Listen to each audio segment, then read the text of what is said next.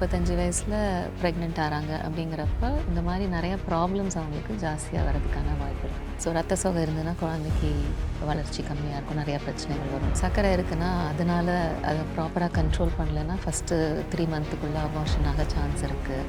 குழந்தை ஊனமாக பிறக்க சான்ஸ் இருக்குது. ஸோ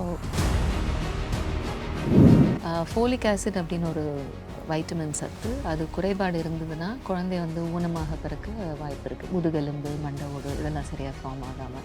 கர்ப்பப்பை வாய் புற்றுநோய், சர்வைக்கல் கேன்சரை தடுப்பூசி ஒன்று இருக்குது. ஸோ அதுவும் ப்ரெக்னன்சிக்கு முன்னாடி போட்டுரும். எந்த கேன்சருக்குமே தடுப்பூசி கிடையாது accept HPV.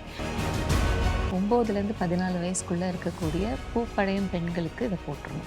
First delivery C section delivery ஆனால் செகண்ட் பேபி நார்மல் டெலிவரி ஆகிறதுக்கான சான்சஸ் எதனா இருக்குது? கண்டிப்பாக நார்மல் டெலிவரியாக சான்சஸ் இருக்குது. பட் அதில் நிறைய விஷயங்கள் நம்ம பார்க்கணும். ஸோ ஃபஸ்ட்டு பேபிக்கே அவங்களுக்கு அந்த வெயிட் அதிகமாக இருக்குது, அந்த ஹைட்டுக்கு இடுப்பெலும்பு பத்தலை அப்படின்னு சொன்னால் செகண்ட் பேபிக்கு ஆட்டோமேட்டிக்காக அதை விட வெயிட்டு கூட தான் இருக்கும். கண்டிப்பாக நார்மல் ஆகிறதுக்கு சான்ஸ் கம்மி.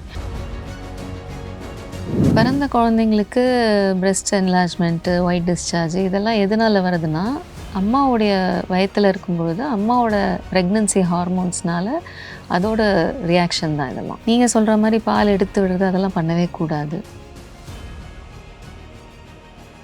டிகிரி படிக்க வெயிட் பண்ண வேண்டாம். UG and PG courses 100% online at doctor MGR online is just a click away. Kumudam Snehidhi நேயர்களுக்கு வணக்கம். இன்னைக்கு நம்ம கூட கைனகாலஜிஸ்ட் தீபா முகுந்தன் மேம் இருக்காங்க. ஹலோ மேம், எப்படி இருக்கீங்க? நல்லா இருக்கேன். ஹாய். Hi ma'am. இப்போ பெண்களுக்கு நிறைய விஷயத்துல நிறைய டவுட்ஸ் இருக்கு. அதுலயும் தீர்க்கப்படாத டவுட்னா இந்த ஹெல்த் பத்தியும் இந்த பிரெக்னன்சி பத்தியும் தான். எல்லாமே தெளிவா இருந்தாலுமே சில டைம்ல அவங்க கன்ஃபியூஸ் தான் ஆயிடுவாங்க. ஸோ இன்னைக்கு அந்த செக்மெண்ட் அதை பத்தி பேசலாம் மேம். ஃபர்ஸ்ட் இந்த பிரெக்னன்சின்னு வரும்போது அந்த ஃபர்ஸ்ட் ட்ரைமஸ்டர் எப்படி கேர் இருக்கணும்? வணக்கம். ஹியூமன் ரேஸ் இருக்கிற வரைக்கும் ப்ரெக்னன்சியோட டவுட்ஸ் இருந்துட்டு தான் இருக்க போகுது. ஸோ இப்போ புது ஃபோக்கஸ் என்னென்னா, ப்ரெக்னன்சியில் கேர் அப்படின்னு கேட்குறீங்க. ப்ரீ ப்ரெக்னன்சி கேர் அப்படின்னு அதில் தான் இப்போ எல்லாருமே கான்சென்ட்ரேட் பண்ணுறோம். அதாவது ப்ரெக்னென்ட் ஆனதுக்கப்புறம் நிறையா விஷயங்களை நம்மளை கண்ட்ரோல் பண்ண முடியாது. ஸோ அது ப்ரெக்னன்சிக்கு முன்னாடியே சில என்னெல்லாம் நம்ம தயார் பண்ணிக்கணும், நம்ம பாடியை, நம்ம மைண்டை. ஸோ அதில் தான் இப்போது நிறையா கான்சென்ட்ரேட் பண்ணுறோம். We call it as pre pregnancy counselling. So ஒரு பெண் ப்ரெக்னென்ட் ஆகிறதுக்கு முன்னாடி எப்படி அவங்கள தயார் பண்ணிக்கணும் அப்படிங்கிற விஷயத்த ஒரு டாக்டரை போய் கன்சல்ட் பண்ணி சில பேசிக் டெஸ்ட்ஸு, சில செக்கப்ஸ் எல்லாம் பண்ணிவிட்டு அதுக்கப்புறம் ப்ரெக்னென்ட் ஆகிறது தான் நல்லது. ஸோ இப்போ என்ன ப்ராப்ளம்னா, இப்போ சின்ன வயசுலேயே நிறைய பேருக்கு உடல் பருமன், ஒபிசிட்டி, அப்புறம் பிபி, சுகர் இதெல்லாம் வந்துடுது. ரெண்டாவது நிறைய பேர் லேட்டாக ப்ரெக்னென்ட் ஆகணும், நிறைய ஒர்க் பண்ணுறாங்க, லேட்டாக மேரேஜ் பண்ணிக்கிறாங்க. ஸோ 30 வயசு 35 வயசில் ப்ரெக்னென்ட் ஆகிறாங்க அப்படிங்கிறப்ப இந்த மாதிரி நிறையா ப்ராப்ளம்ஸ் அவங்களுக்கு ஜாஸ்தியாக வர்றதுக்கான வாய்ப்பு இருக்குது. ஸோ அதனால் ப்ரெக்னென்ட் ஆகணும் அப்படின்னு முடிவு பண்ணி ஒரு பிளான்டாக அதில் இறங்குறது தான் நல்லது. சில விஷயங்கள் என்னெல்லாம் பார்ப்போம் அப்படின்னா, ரத்த அளவு நல்லா இருக்கா, ரத்த சோகை இருக்கா. ஸோ ரத்த சோகை இருந்ததுன்னா குழந்தைக்கு வளர்ச்சி கம்மியாக இருக்கும், நிறையா பிரச்சனைகள் வரும் ப்ரெக்னென்சியில். அதே போல் சர்க்கரை இருக்கா, சர்க்கரை இருக்குன்னா அதனால் அதை ப்ராப்பராக கண்ட்ரோல் பண்ணலைன்னா ஃபஸ்ட்டு 3 மந்த்துக்குள்ளே அபார்ஷன் ஆக சான்ஸ் இருக்குது. குழந்தை ஊனமாக பிறக்க சான்ஸ் இருக்குது. ஸோ டயபெட்டிஸ் இருக்கான்னு முன்னாடியே ஸ்க்ரீன் பண்ணணும். அதே போல் பிபி, அதே போல் உடல் பருமனை குறைச்சிட்டு ப்ரெக்னென்ட் ஆகிறது தான் சேஃபு. இல்லாட்டா அந்த குழந்தைக்கு பின்னாடி நிறையா பிரச்சனைகள் வரும். அதே போல் ரூபெல்லான்னு ஒரு ஜெர்மன் மீசல்ஸ்னு பாப்புலராக சொல்லுவோம், அதுக்கு தடுப்பூசி இருக்குது. அதே போல் ஹெச்பிவின்னு சொல்லி ஹியூமன் பேப்பிலோமா வைரஸ் அப்படின்னு சொல்லி புற்றுநோய், கர்ப்பப்பை வாய் புற்றுநோய், சர்வைக்கல் கேன்சரை தடுப்பூசி ஒன்று இருக்குது. ஸோ அதுவும் ப்ரெக்னன்சிக்கு முன்னாடி போட்டுரும். ஸோ இது மாதிரியான ஒரு செக்லிஸ்டெல்லாம் இருக்குது. ஃபோலிக் ஆசிட் அப்படின்னு ஒரு வைட்டமின் சத்து, அது குறைபாடு இருந்ததுன்னா குழந்தை ஊனமாக பிறக்க வாய்ப்பு இருக்குது. முதுகெலும்பு, மண்டை ஓடு இதெல்லாம் சரியாக ஃபார்ம் ஆகாமல்.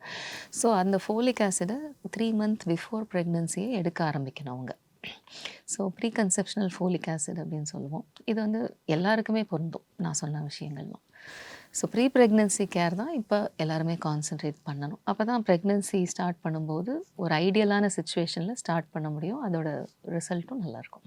Okay ma'am. இப்ப வந்து ப்ரீ பிரெக்னன்சிக்கு வந்து ஹெச்பிவி வேக்சின்னு ஒண்ணு போடணும்னு சொன்னீங்க. இந்த ஹெச்பிவி வேக்சின்னா என்ன? அது வந்து ப்ரீ பிரெக்னன்சிக்கு எவ்வளோ நாள் முன்னாடி போடணும்?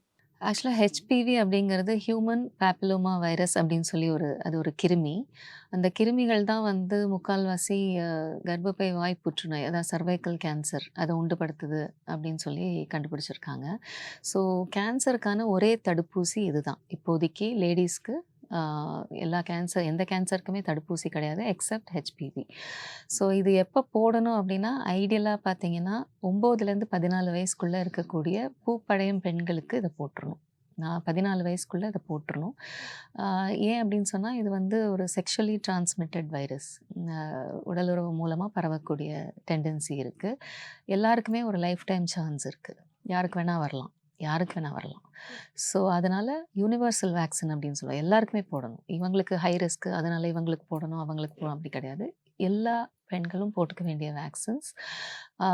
இப்போ பார்த்தீங்கன்னா, அப்ராட் மாரி இங்கேயும் நெறைய பேர் யங் ஏஜ்லேயே செக்ஸ்ல இன்வால்வ் ஆறாங்க. ஸோ அதனால பார்த்தீங்கன்னா, ஏஜ் அட்டெண்ட் பண்ணும்போதே அத போட்டுட்டோம்னா, அவங்களுக்கு மேக்ஸிமம் தடுப்பு புரொடெக்ஷன் கிடைக்கும் அப்படிங்கிறது தான் அதோட கான்செப்ட். ஸோ 14 வயசுக்குள்ள போட்டுறணும். பட் அந்த வேக்சினே இப்போ தான் கொஞ்ச நாளா மார்க்கெட்ல அவைலபிளா இருக்கு அப்படின்ற காரணத்தினால, எல்லா லேடீஸ்க்குமே 46 வயசுக்குள்ள இருக்கிறவங்க எல்லாருக்குமே அந்த வேக்சின் போடுறது நல்லது. இப்ப வந்து ஃபர்ஸ்ட் இருக்க ஜெனரேஷன் பார்த்தீங்கன்னா, அவங்களோட ஃபுட் ஸ்டைலும் சரி, லைஃப் ஸ்டைலும் சரி, எல்லாமே வந்து ஒரு மாரி கரெக்ட்டா இருந்ததுனால வந்து பிரெக்னன்சில வந்து நார்மல் டெலிவரி தான் வந்து மோஸ்ட்லி ஆச்சு. பட் வந்து இப்ப இருக்க ஃபுட் ஸ்டைலோ, லைஃப் ஸ்டைலோ பார்த்தீங்கன்னா வந்து ஹை ரிஸ்க் பிரெக்னன்சி வந்து அதிகமாயிடுச்சு. ஸோ வந்து இந்த ஹை ரிஸ்க் பிரெக்னன்சிய வந்து எப்படி மேனேஜ் பண்ணலாம்? நீங்க சொல்றது கரெக்ட்டு. அ முன்னாடி காலத்தில பார்த்தீங்கன்னா, நெறைய குழந்தைங்க பெத்துக்குவாங்க. 3, 4 குழந்தைங்க சர்வசாதாரணமா. ஸோ ஒரு குழந்தை இறந்து போனா பரவால்ல, அந்த மைண்ட் செட் இருக்கும். இப்போ ஒரு குழந்தைய ரொம்ப பிளான் பண்ணி நெறைய விஷயங்கள் ஒர்க் பண்றாங்க. டைம் வேணும். நம்மளால குழந்தை பெத்துக்க முடியுமான்ற அந்த டவுட்ஸு, ஆ ரொம்ப ஆங்ஸைட்டி லெவல்ஸ் ஜாஸ்தியா இருக்கு. அந்த ஒரு குழந்தை நல்லபடியா இருக்கணுன்ற மேக்ஸிமம் கேர் கொடுக்கணும், நம்மளால பெஸ்ட்டா இருக்கணும் அப்படிலாம் நினைக்கிறவங்க. ஸோ பல ஃபேக்டர்ஸ் இருக்கு. இப்போ பார்த்தீங்கன்னா, லேட்டா மேரேஜ் பண்றாங்க, நெறையா ஒர்க் பண்றாங்க. ஒரு குழந்தை இருந்தா போதும் அப்படின்னு நினைக்கிறவங்க நெறைய பேர் இருக்காங்க. லேட்டா மேரேஜ் பண்றதுனால என்ன ஆகுதுன்னா, சுகர், பிபி, தைராய்டு நெறைய பிரச்சனைகள், உடல் பருமன், இப்போ கர்ப்பப்பையில கட்டிகள் எது வேணா வரலாம். ஸோ அதனால தான் ஆக்சுவலா இப்போலாம் பார்த்தா ஹை ரிஸ்க் பிரெக்னன்சி எந்த பிரெக்னன்சிய பார்த்தாலும் ஆல்மோஸ்ட் ஹை ரிஸ்க்கா தான் தெரியுது எங்களுக்கு. லோ ரிஸ்கே ரொம்ப கம்மியா தான் இருக்கு. ஹை ரிஸ்க் அப்படின்னு சொன்னா, முதல் பிரெக்னன்சி அப்படின்னாலே எல்லாருக்குமே ஓரளவுக்கு ஹை ரிஸ்க் தான். Second and third normal risk அப்படி சொல்லுவோம். அதுக்கு மேல போனா ஹை ஆர்டர் பிரெக்னன்சிஸ் அதுவும் ஹை ரிஸ்க் தான். ஸோ அதுக்கான டிஃப்ரெண்ட்டான காம்ப்ளிகேஷன்ஸ் எல்லாம் வரலாம். இப்போ இந்த ஹை ரிஸ்க் பிரெக்னன்சி அப்படின்னா, டெஃபினட்டா வந்து அடிஷ்னல் கேர் கொடுக்கணும். நான் சொன்ன மாதிரி ப்ரீ பிரெக்னன்சி கேர்ல ஸ்டார்ட் பண்ணணும். இப்போ சுகர் இருக்கு, பிபி இருக்கு, தைராய்டு இருக்கு. இதெல்லாம் முதல்லயே கண்ட்ரோல் பண்ணி, ரிஸ்க் ஃபேக்டர்ஸ்லாம் கம்மி பண்ணி, உடம்பு வெயிட்டை ஹெல்த்தியா மெயின்டெயின் பண்ணி, நல்ல நியூட்ரிஷன், ரத்த அளவு எல்லாத்தையும் சரி பண்ணிட்டு, அதுக்கப்புறம் கன்சீவ் ஆகிறது தான் ஐடியல். அதுக்கப்புறம் ஹை ரிஸ்க் பிரெக்னன்சி வரும்பொழுது, உங்க டாக்டர்ஸ் யாரா இருந்தாலுமே அவங்க வந்து கரெக்ட்டா கைட் பண்ணுவாங்க. ஒரு சில பிரெக்னன்சிஸ் இப்போ ட்வின் பிரெக்னன்சினா 15 டேஸ்க்கு ஒரு வாட்டி செக்கப்க்கு வரணும். அந்த மாரி சில கிரைட்டீரியாலாம் இருக்கு. பிளட் சுகர் அதிகமா இருந்தது அப்படின்னு சொன்னா, நாங்க ஹோம் பிளட் குளுக்கோஸ் மானிட்டரிங் இதெல்லாம் பண்ண வேண்டியிருக்கும். ஸோ ஹை ரிஸ்க் பிரெக்னன்சிங்கிறது ரொம்ப ஒரு விரிவான டாபிக். நெறைய விஷயம் பேசலாம் அதுல. Okay ma'am. இப்போ பிரெக்னன்சி டைம்ல வந்து பிரெஸ்ட்ல வந்து நெறைய சேஞ்சஸ் வரும். சிலருக்கு வந்து ஃப்ளூயிட்ஸ் வந்து ஓவர்ஃப்ளோவும் ஆகும். இந்த மாதிரி இருக்கிறது வந்து காமன் தானா? இல்லன்னா வந்து சர்டைன் டாக்டர வந்து கன்சல்ட் பண்ணணுமா? பிரெஸ்ட் சேஞ்சஸ் வந்து ரொம்பவே காமன். அது வந்து பிரெக்னன்சி ஹார்மோன்ஸ்னால ஏற்படுற சேஞ்சஸ் தான் அது. It is a natural. அதாவது டெலிவரிக்கு அப்புறம் அந்த குழந்தைக்கு தாய்ப்பால் கொடுக்கறதுக்கு நம்ம பாடி நம்மள தயார் செய்யுது. அதுதான் வந்து பிரெஸ்ட் சேஞ்சஸ்க்கான காரணம். ஸோ அது கொலோஸ்ட்ரம் சொல்லி லிக்விட் மாதிரி செகண்ட் மந்த்தில் ஸ்டார்ட் ஆகி 5th மந்த்துக்கு அப்புறமா ஆட்டோமேட்டிக்காக வர்றது அது இயற்கை தான். ரொம்ப ரேராக பார்த்தீங்கன்னா, பால் மாதிரி வர ஆரம்பிச்சதுன்னா அது ஒரு வார்னிங் சைன். இப்போ வயித்துல குழந்தை வந்து இறந்து போனால் பால் சுரக்க ஆரம்பிக்கும். ஸோ அது ஒரு சின்ன வார்னிங் சைன். பட் அதை கண்டு யாரும் பயப்பட தேவையில்லை. பேபி மூமெண்ட்ஸ் அதெல்லாம் பார்த்துக்கிட்டா போதும். பட் அதுக்கு மேலே அதுக்கு வரி பண்ண வேண்டிய விஷயங்கள் எதுவும் கிடையாது. Okay ma'am. இப்ப வந்து பொறந்த குழந்தைங்களுக்கே வந்து பிரெஸ்ட் என்லார்ஜ்மென்ட் இருக்கும். அது மட்டும் இல்லாம அந்த குழந்தைங்களுக்கு வந்து ஒயிட் டிஸ்சார்ஜ் கூட ஆகலாம். ஸோ வந்து இதெல்லாம் காமன் தானா? இப்போ பெரியவங்கலாம் என்ன பண்ணுவாங்கன்னா, பிரெஸ்ட் என்லார்ஜ்மென்ட் இருக்கும்போது பால் எடுப்பாங்க. பிறந்த குழந்தைங்களுக்கே குளிக்க வைக்கும்போது இந்த மாதிரிலாம். அந்த மாதிரி பண்ணலாமா? பிறந்த குழந்தைங்களுக்கு பிரெஸ்ட் என்லார்ஜ்மெண்ட்டு, ஒயிட் டிஸ்சார்ஜ் இதெல்லாம் எதனால வருதுன்னா, அம்மாவுடைய வயத்துல இருக்கும்பொழுது, அம்மாவோட பிரெக்னன்சி ஹார்மோன்ஸ்னால அதோட ரியாக்ஷன் தான் இதெல்லாம். ஸோ டெலிவரி ஆகி இது ரொம்ப டெம்ப்ரரி. டெலிவரி ஆகி கொஞ்ச நாள்ல மோஸ்ட்லி 3 வீக்ஸ், 4 வீக்ஸில் எல்லாமே செட்டில் ஆகிடும். நீங்கள் சொல்கிற மாதிரி பால் எடுத்து விடுறது அதெல்லாம் பண்ணவே கூடாது. எதுவுமே பண்ணக்கூடாது. அதனால எந்த பக்க விளைவுகளும் கிடையாது. குழந்தைங்களுக்கு எந்த ஆபத்தும் கிடையாது. பிற்காலத்தில் எந்த சைடு எஃபெக்ட்ஸ் எதுவுமே வராது. ஸோ இது இயற்கையான அம்மா வயத்துல இருக்கும்பொழுது ப்ரெக்னன்சினால வரக்கூடிய ஹார்மோன்ஸ்னால பேபிக்கும் ரியாக்ட் ஆகுது. ஸோ அந்த ஹார்மோனோட லெவல்ஸ் வந்து டெலிவரிக்கு அப்புறம் ஆட்டோமேட்டிக்காக பாடியில் அந்த குழந்தையோட பாடியில் குறைஞ்ச உடனே எல்லாமே நார்மல் வந்துடும். ஸோ எதுவுமே பண்ணக்கூடாது. Just okay ma'am. இப்ப வந்து ஃபர்ஸ்ட் டெலிவரி வந்து சி செக்ஷன் டெலிவரி ஆனா வந்து செகண்ட் பேபி வந்து நார்மல் டெலிவரி ஆகறதுக்கான சான்சஸ் எதனா இருக்கா? கண்டிப்பாக நார்மல் டெலிவரியாக சான்சஸ் இருக்குது. பட் அதில் நிறைய விஷயங்கள் நம்ம பார்க்கணும். ஃபஸ்ட்டு டெலிவரி எதுக்காக சிசேரியன் பண்ணினாங்க?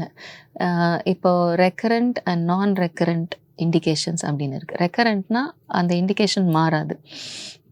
அடுத்த ப்ரெக்னன்சிக்கும் அந்த இண்டிகேஷன் கண்டினியூ ஆகும். இப்போ பார்த்தீங்கன்னாக்கா ரொம்ப ஷார்ட்டாக இருக்காங்க, ஒரு 4 அடி தான் இருக்காங்க அப்படின்னு சொன்னால் அவங்க உயரம் மாற போகிறதில்ல இல்லையா? ஸோ அடுத்த ப்ரெக்னன்சியும் பார்த்தீங்கன்னா ஃபஸ்ட்டு பேபியோட எப்பயுமே செகண்ட் பேபி கொஞ்சம் வெயிட் அதிகமாக இருக்கும். ஸோ ஃபஸ்ட்டு பேபிக்கே அவங்களுக்கு அந்த வெயிட் அதிகமாக இருக்குது, அந்த ஹைட்டுக்கு இடுப்பெலும்பு பத்தலை அப்படின்னு சொன்னால் செகண்ட் பேபிக்கு ஆட்டோமேட்டிக்காக அதை விட வெயிட் கூட தான் இருக்கும். கண்டிப்பாக நார்மல் ஆகிறதுக்கு சான்ஸ் கம்மி. ஸோ அதே சமயத்தில் இப்போ பார்த்தீங்கன்னா இப்போ கழுத்தை சுற்றி கொடி இருக்குது, குழந்தைக்கு மூச்சு திணறலுக்காக ஒரு சிசேரியன் பண்ணுறாங்க. இது அடுத்த குழந்தைக்கு இருக்கணுங்கிற அவசியம் கிடையாது. ஸோ அது வந்து நான் ரெக்கரண்ட் இண்டிகேஷன் அப்படின்னு சொல்லுவோம். சில இண்டிகேஷன்ஸ் வந்து அது மாறாமல் இருந்தது அப்படின்னு சொன்னால் செகண்ட் பேபிக்கும் சிசேரியன் தான் ஆகும். சில இண்டிகேஷன்ஸ் வந்து மூச்சு திணறல், இல்லை பனிக்கூடத்தில் காட்டுப்பி போயிடுச்சு குழந்தை, இந்த மாதிரி விஷயங்கள்லாம் அடுத்த ப்ரெக்னன்சிக்கு ரிப்பீட் ஆகணுங்கிற அவசியம் இல்லை. அதே போல் குழந்தை நல்லா கரெக்ட் சைஸாக இருந்து தலை நல்லா இறங்கி இருந்து வேறு எந்த காம்ப்ளிகேஷன், அதாவது ப்ரெஷரு, சுகரு, வேறு மாதிரி காம்ப்ளிகேஷன்ஸ் எதுவும் இல்லாமல் இயற்கையாக பெயின் வந்து நேச்சுரலாக டெலிவரி ஆகக்கூடிய டெண்டன்சி இருந்ததுன்னா நம்ம நார்மல் டெலிவரி கண்டிப்பாக ட்ரை பண்ணலாம். ஃபஸ்ட்டு சிசேரியனாக இருந்தால் கூட செகண்ட் டெலிவரி நார்மல் ட்ரை பண்ணலாம். ஒரே ஒரு ரிஸ்க் என்ன இதில் அப்படின்னு சொன்னால், ஃபஸ்ட்டு நம்ம கர்ப்பப்பையில் தையல் போட்டிருப்போம் சிசேரியன் அப்போ. ஸோ அந்த தையலை வந்து கொஞ்சம் ப்ராப்பராக மானிட்டர் பண்ணணும். அடுத்த டெலிவரி நார்மல் டெலிவரி ட்ரை பண்ணும்பொழுது இந்த கர்ப்பப்பையில் பெயின் வரும்பொழுது அந்த தையல் வந்து கிழிஞ்சு போக சான்ஸ் இருக்குது. ஸோ அதை ப்ராப்பராக மானிட்டர் பண்ணி ஒரு ப்ராப்பராக இன்ஸ்டிடியூஷனில் ரத்தம்லாம் பிளட் பேங்க்கு இதெல்லாம் இருக்கக்கூடிய ஒரு இன்ஸ்டிடியூஷனில் ப்ராப்பர் கேரோட நார்மல் டெலிவரி ட்ரை பண்ணணும். சின்ன சின்ன ஊர்களில் பிளட்டு கிடைக்காத இடத்துல, ஏன்னா அந்த தையல் கிழிஞ்சுது அப்படின்னு சொன்னால் ரத்த சேதம் நிறைய ஆகும், இமீடியட்டாக பிளட்டு தேவைப்படும், இமீடியட்டாக சிசேரியன் நெக்ஸ்ட்டு பண்ண வேண்டியிருக்கும். ஸோ அது மாதிரி ஒரு காம்ப்ளிகேஷன் வந்தால் அதை டேக்கிள் பண்ணக்கூடிய ஒரு ப்ராப்பர் ஹெல்த் சென்டரில் அவங்க நார்மல் டெலிவரி ட்ரை பண்ணலாம். டிகிரி படிக்க வெயிட் பண்ண வேண்டாம். UG and PG courses 100% online at doctor MGR online is just a click away.